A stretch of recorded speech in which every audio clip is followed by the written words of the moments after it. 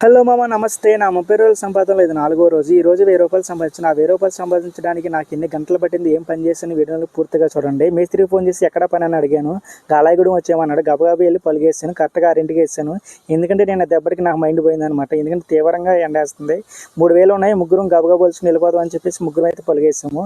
ఈ లోపల డ్రింక్ అయితే వచ్చేసింది. డ్రింక్ తాగేసి గబగబా వెళ్ళి ఒక గంట సేపు వలిచాను.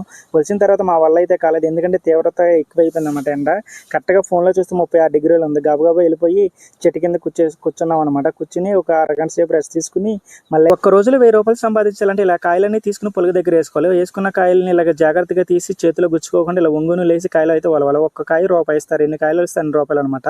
ఇలా వేసిన తర్వాత ఈ కాయలన్నీ ఇలా పోగొట్టుకోవాలి. పోగొట్టుకున్న తర్వాత పక్క గుట్టలో చూడండి కాయ ఎండకి ఎలా పగిలిపోయిందో, మొత్తం పాతగా అనమాట. నేను పలుగైతే పీగేసాను.